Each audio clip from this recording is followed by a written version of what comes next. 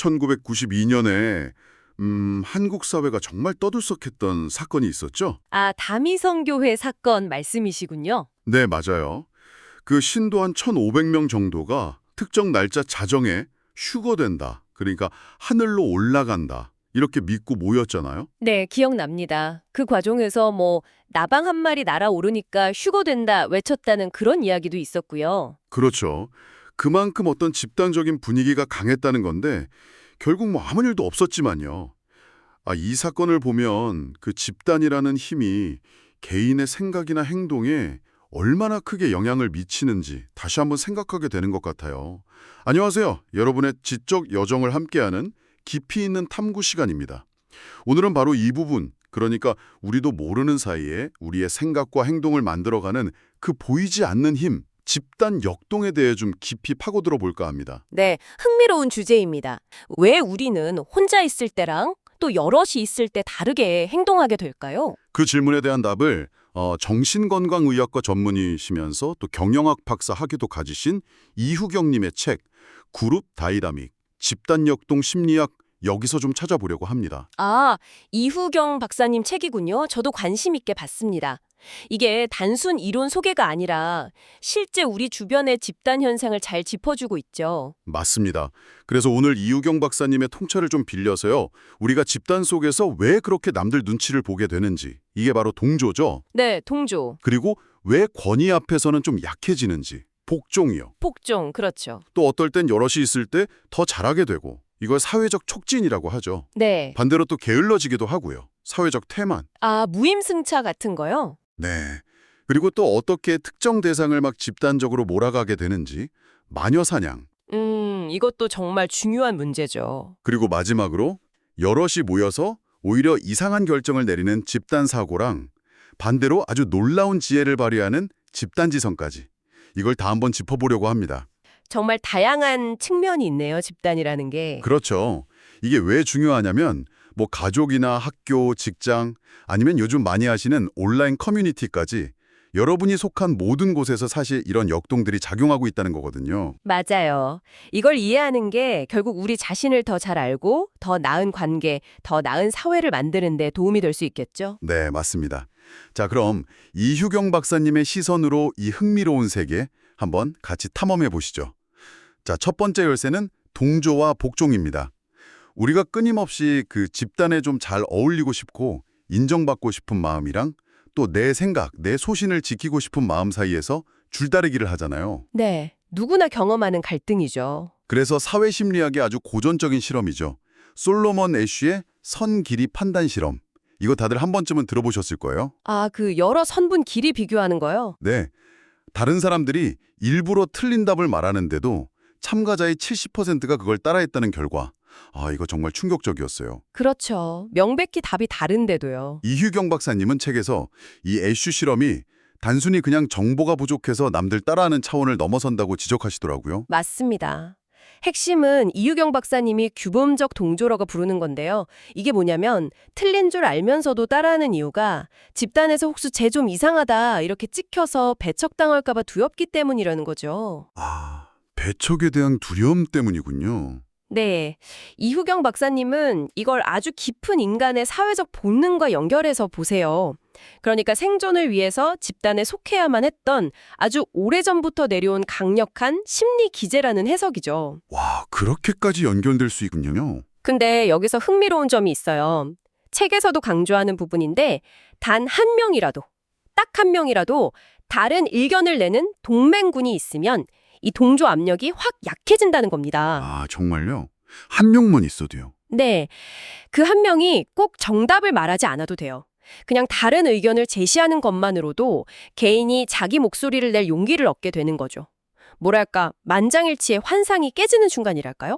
듣고 보니 정말 그러네요.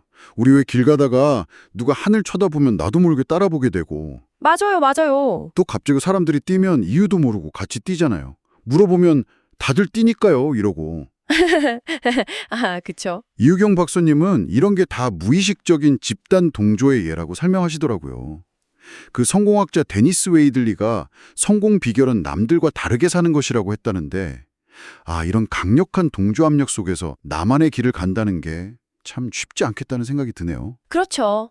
자, 동조가 약간 수평적인 압력이라면 이제 복종은 좀 수직적인 권위에 대한 반응으로 넘어가 볼까요? 네, 복종, 스탠리 밀그램의 전기 충격 실험. 이것도 정말 유명하죠. 네, 이것도 충격적인 결과로 유명한데요.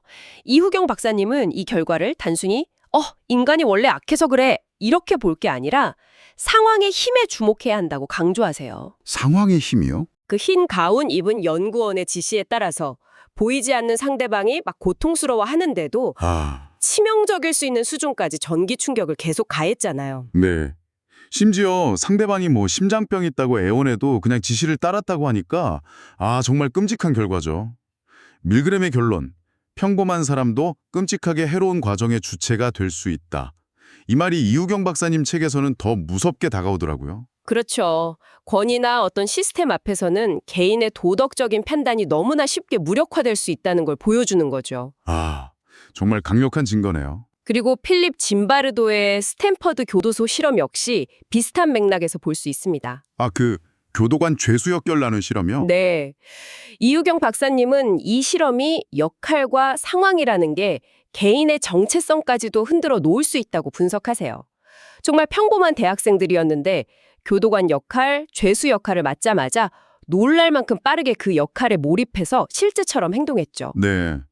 교도관 역할 학생들은 점점 권위적으로 변하고 죄수 역할 학생들은 막 극심한 스트레스랑 무력감을 느끼고 그래서 실험이 조기 중단될 정도였으니까요. 네, 맞아요. 짐바르도의 결론처럼 대부분의 사람이 사회적 영향력에 굴복한다. 이 사실을 다시 한번 확인시켜준 셈이죠. 집단과 상황의 힘. 정말 대단하네요. 자, 그럼 이번에는 집단이 우리의 능력 발휘에는 어떤 영향을 미치는지 두 번째 주제로 넘어가 보겠습니다. 혼자 할 때보다 누가 이렇게 보고 있으면 더 잘하게 되는 경험 혹시 있으신가요? 있죠. 아무래도 좀 신경 쓰니까 더 잘하려고 하게 되는. 네, 그걸 이제 사회적 촉진이라고 부르죠. 사이클 선수들이 혼자 탈 때보다 같이 탈 때 기록이 더 좋아지는 것처럼요. 이유경 박사님은 이 현상을 타인의 존재가 만들어내는 어떤 각성 효과로 설명하시더라고요. 네, 맞습니다. 타인의 존재가 우리의 생리적, 심리적 각성 수준을 높이는 거죠. 각성 수준이요? 네, 이 각성 상태가 우리가 좀 잘하거나 익숙한 과제를 할 때는 긍정적으로 작용해서 수행 능력을 더 높여줍니다. 이게 바로 사회적 촉진이고요. 그런데 이유경 작사님은 여기서 딱 동전의 양면을 봐야 한다고 지적하세요. 동전의 양면이요? 어떤? 만약에 그 과제가 좀 새롭거나 복잡하거나 어려운 거라면요. 이 높아진 각성 상태가 오히려 불안감이나 압박감으로 작용해서 수행 능력을 떨어뜨린다는 겁니다. 오히려요? 네, 이걸 사회적 억제라고 부릅니다. 그러니까 단순히 사람이 많다고 무조건 좋은 게 아니라는 거죠. 과제가 얼마나 어렵냐, 내가 얼마나 잘하냐, 이게 중요한 변수가 되는 겁니다. 그렇군요. 잘하는 건 더 잘하게 만들 수 있지만 어설픈 건 오히려 더 못하게 될 수도 있다. 재밌네요. 근데 또 다른 현상도 있잖아요. 여러 명이 같이 일할 때 오히려 힘을 덜 쓰는 거예요. 사회적 태만이라고 하죠. 네. 링겔만의 줄다리기 실험이 딱 그거죠. 맞아요. 프랑스 공학자 링겔만. 혼자 당길 때보다 여러 명이 같이 당기니까 한 사람당 내는 힘이 확 줄어들었다는 거. 8명이 당길 때는 혼자 당길 때 힘의 절반도 안 썼다고 하잖아요. 네, 그렇죠. 사람이 많아질수록 1인당 기여도가 떨어지는 현상. 솔직히 우리 팀 프로젝트 같은 거 할 때 나 하나쯤이야 하고 슬쩍 묻어가려 했던 기억. 다들 조금씩은 있지 않나요? 저만 그런가요? 아마 많은 분들이 공감하실 겁니다. 이후경 박사님은 이 사회적 태만을 조직의 생산성을 갉아먹는 아주 중요한 요인 중 하나로 꼽으세요. 주범이군요. 네, 원인으로는 크게 두 가지를 드시는데요. 첫째는 조화의 상실입니다. 그러니까 줄다리기처럼 물리적인 힘을 합칠 때 각자의 힘이 정확히 같은 타이밍이나 방향으로 딱 모이기가 어렵다는 거죠. 기술적인 측면이 있고요. 힘을 합치는 게 생각보다 어렵군요. 그렇죠. 그리고 둘째, 이게 더 중요한 건데 동기부여의 상실 또는 책임감 분산입니다. 아까 말씀하신 나 하나쯤이야. 네, 내가 열심히 안 해도 티 안 나겠지. 다른 사람이 하겠지. 이런 심리가 작용하는 거예요. 특히 누가 얼마나 기여하는지 명확하게 드러나지 않을 때 이런 무임승차 현상이 더 심해지죠. 아, 그럼 기업이나 팀 같은 데서는 이런 사회적 태만을 어떻게 막아야 할까요? 이우경 박사님 책에서는 어떤 해법을 좀 제시하고 있나요? 네, 몇 가지 중요한 원칙들을 제시합니다. 가장 기본적인 건 역시 개인의 역할과 책임을 명확하게 하는 거예요. 그리고 개별 기여도를 측정하고 평가할 수 있는 시스템을 갖추는 거죠. 아, 투명하게 만드는 거군요. 그렇죠. 누가 기여하고 누가 아닌지 보이면 태만하기 어렵잖아요. 또 집단 전체의 목표를 좀 매력적이고 도전적으로 설정하고 그 목표 달성이 개인에게도 의미 있도록 만들어야 한다고 하고요. 목표 설정의 중요성. 네. 그리고 마지막으로 이게 근본적인 해결책인데 단순한 작업 집단이 아니라 서로 유대감을 느끼고 집단에 대한 소속감이나 주인의식을 가질 수 있는 그런 팀으로 발전시키는 게 중요하다고 강조합니다. 아, 그냥 모여 있는 게 아니라 진짜 팀이 되는 거군요. 맞아요. 서로 신뢰하고 돕는 분위기에서는 태만할 동기가 훨씬 줄어들기 때문이죠. 역할 명확성, 투명한 평가, 의미 있는 목표, 그리고 유대감. 아, 정말 중요한 포인트들이네요. 자, 이제 집단 역동의 좀 더 어두운 면으로 들어가 보겠습니다.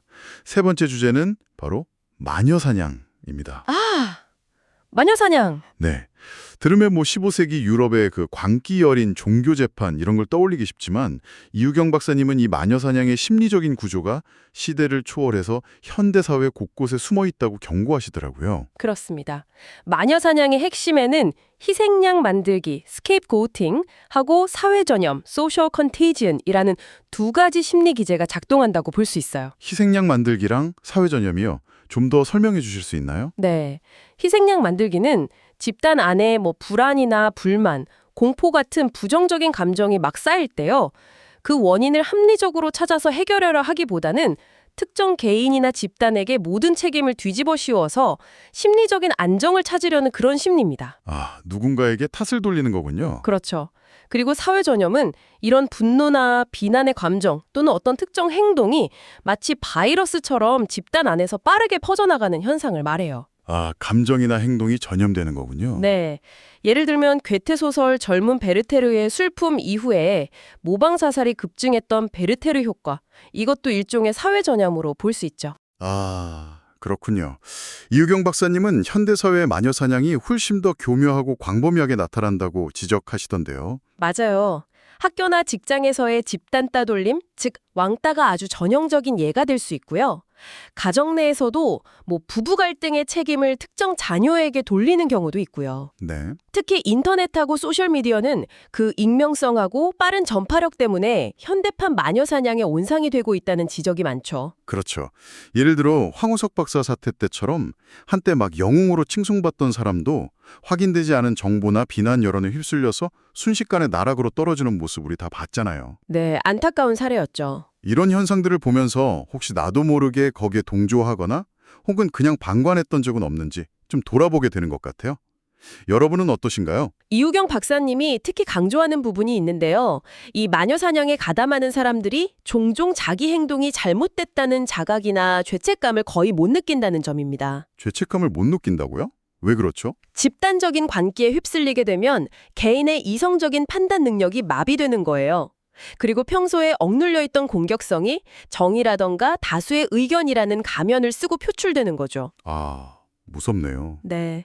프로이트도 지적했듯이 집단은 항상 그 억압된 공격성을 해소할 대상을 무의식적으로 찾고 있는지도 모릅니다. 책에서는 우리 사회가 어쩌면 끊임없이 새로운 마녀를 만들어내고 소비하는 건 아닌지 좀 성찰하게 만들더라고요. 정말 깊이 생각해 볼 문제인 것 같습니다. 자, 이제 마지막 주제로 넘어가겠습니다. 집단 사고와 집단 지성입니다.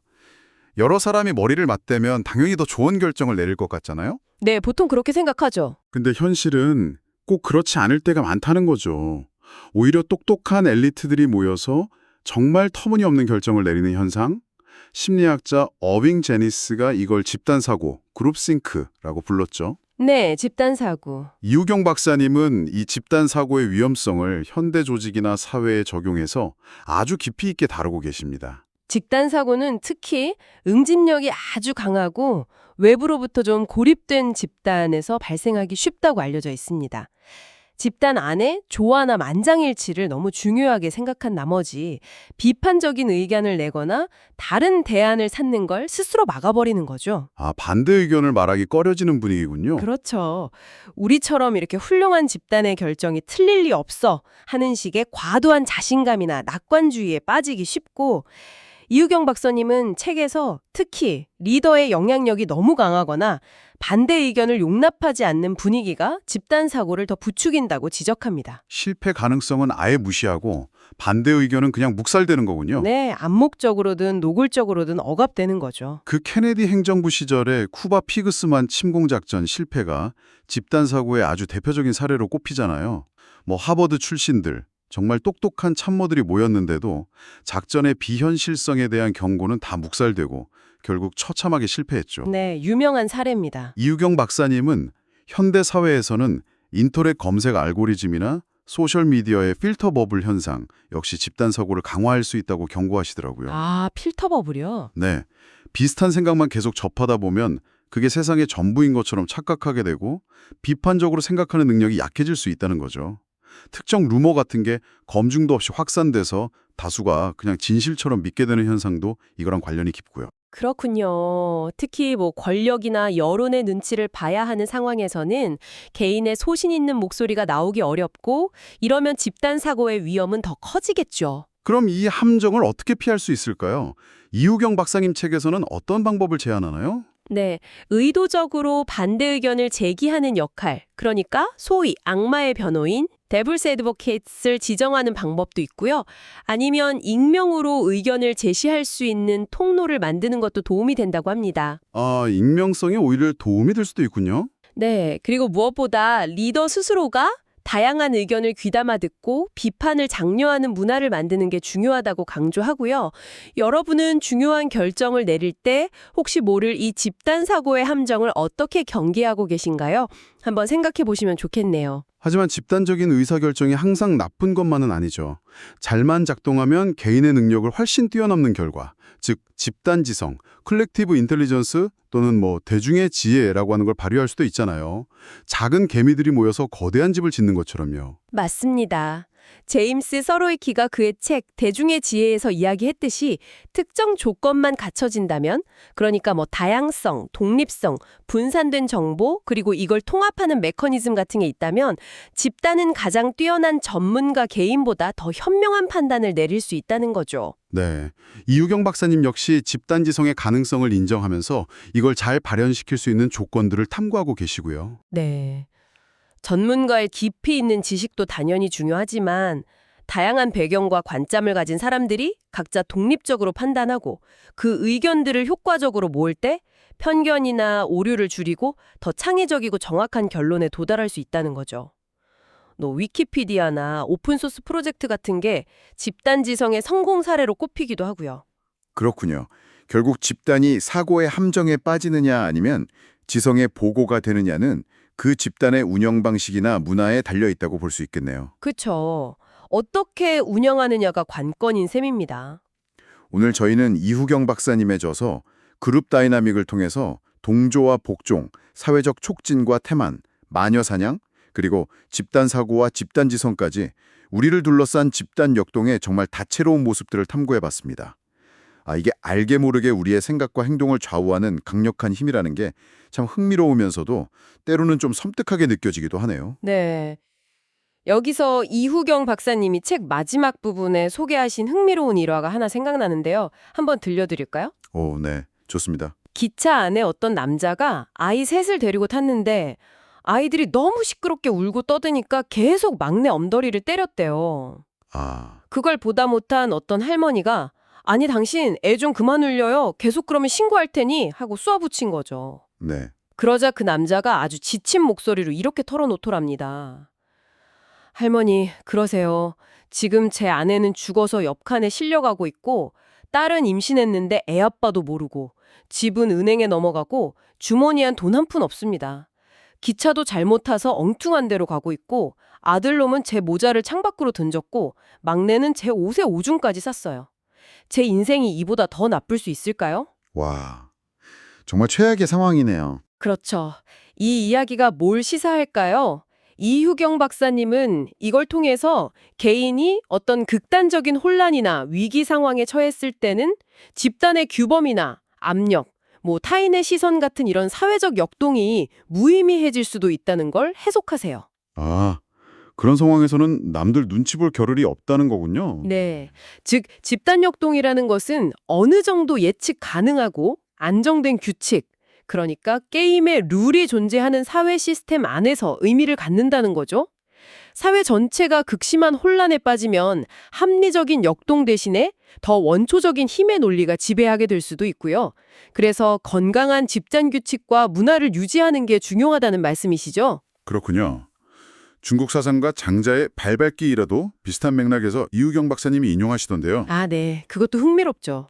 길에서 모르는 사람 발을 밟으면 정중하게 말로 사과하지만 이게 의사소통, 형제 발을 밟으면 그냥 툭툭 털어주는 행동, 공동체로 대신하고 부모님 발을 밟으면 마음, 합일로 통하니까 굳이 표현이 필요 없을 수도 있다는 이야기. 관계의 깊이에 따라서 상호작용 방식이 달라준다는 거죠. 네, 이후경 박사님은 이걸 집단 성숙의 단계로 연결하세요.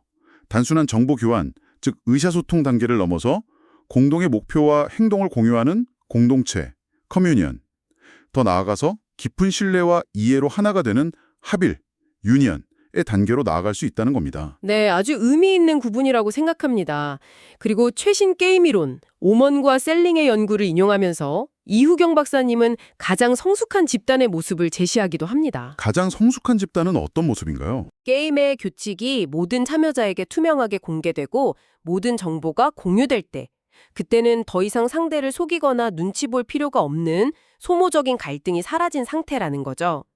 모든 게 투명해지는 상태군요. 네, 이것이 바로 집단 역동이 최상으로 발현된 상태. 리더와 구성원 모두가 투명성과 신뢰를 바탕으로 진정으로 협력하고 시너지를 내는 단계, 즉 합일의 경지에 이른 집단의 모습이라고 설명합니다. 와, 정말 이상적인 모습이네요. 자, 오늘 이교경 박사님의 그룹 다이나믹 탐구를 마무리하면서 여러분께 스스로에게 한번 던져볼 질문을 남겨드립니다. 지금 여러분이 가장 중요하게 생각하는 집단들, 가족이나 직장, 친구 모임, 아니면 온라인 커뮤니티는 어떤 단계에 와 있을까요? 네, 좋은 질문입니다. 아직은 서로의 말을 통해 이해를 맞춰가야 하는 의사소통 단계인가요? 아니면 공동의 목표를 향해 함께 행동하는 공동체 의식이 자리 잡았나요? 혹은 그 이상 깊은 신뢰 속에서 하나됨을 느끼는 합일의 단계로 나아가고 있나요? 그리고 더 나아가서 네, 그리고 그 집단을 조금 더 성숙하고 건강하게 만들기 위해서 당신은 어떤 역할을 할 수 있을지 한번 생각해보는 시간을 가져보시면 어떨까 합니다.